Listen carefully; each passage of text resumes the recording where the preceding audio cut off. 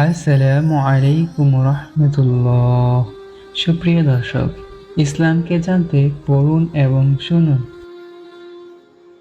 সহিহ হাদিসে এসেছে, নবী করিম সাল্লাল্লাহু আলাইহি ওয়াসাল্লাম উবাই ইবনে কাবকে জিজ্ঞেস করেন, হে আবুল মুনজির, তোমার নিকট কিতাবুল্লাহর কোন আয়াতটি সর্বমহান?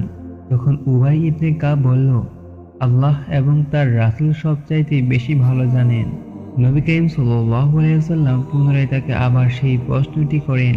তারপর উবাই ইবনে কাব রাদিয়াল্লাহু তাআলা বললেন, আল্লাহু লা ইলাহা ইল্লা হুয়াল হাইয়ুল কাইয়্যুম, এই আয়াতটি। তারপর রাসূল সাল্লাল্লাহু আলাইহি ওয়াসাল্লাম তার বক্ষে হাতের থাবা মেরে বললেন, আল্লাহর কসম, হে আবুল মুনজির, এই ইলম তোমার জন্য সহজ করা হয়েছে, সেজন্য তোমাকে ধন্যবাদ। আবু দাউদ 1460। আল্লাহর রাসূল মুহাম্মদ সাল্লাল্লাহু আলাইহি ওয়াসাল্লাম বলেছেন, যে ব্যক্তি ফরজ সালাতের শেষে আয়াতুল কুরসি পড়ে, তার জান্নাতে প্রবেশ করতে মৃত্যু ছাড়া আর কোনো কিছু বাধা হবে না।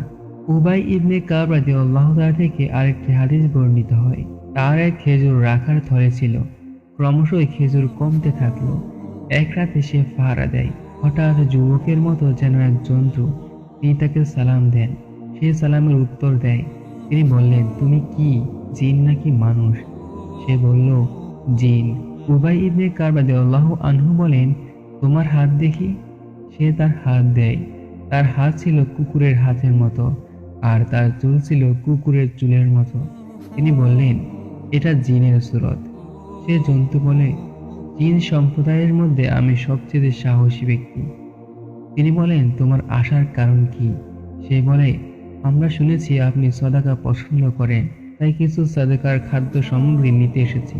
তখন তিনি বলেন, তোমাদের থেকে পরিত্রাণের উপায় কি? তখন সে জিন বলে, আয়াতুল কুরসি যে ব্যক্তি সন্ধ্যায় পড়বে, সকাল পর্যন্ত আমাদের থেকে পরিত্রাণ পাবে, আর যে ব্যক্তি সকালে এটি পড়বে, সন্ধ্যা পর্যন্ত সে আমাদের থেকে নিরাপদ থাকবে। সকাল হলে উবাই ইবনে কাব রাদিয়াল্লাহু আনহু রাসূল সাল্লাল্লাহু আলাইহি ওয়াসাল্লামের কাছে এসে ঘটনাটি বর্ণনা করেন। রাসূল সাল্লাল্লাহু আলাইহি ওয়াসাল্লাম বললেন, সে সত্য বলেছে। সুতরাং বেশি বেশি আয়াতুল কুরসি পড়ুন, আল্লাহর ইবাদত করুন, রাসূল সাল্লাল্লাহু আলাইহি ওয়াসাল্লামের দেখানো পথে চলুন, আর আল্লাহর কাছে আপনার প্রার্থনায় আমাকেও রাখুন। আল্লাহ যেন আপনাকে এবং আমাকে ক্ষমা করে দেন। আমিন।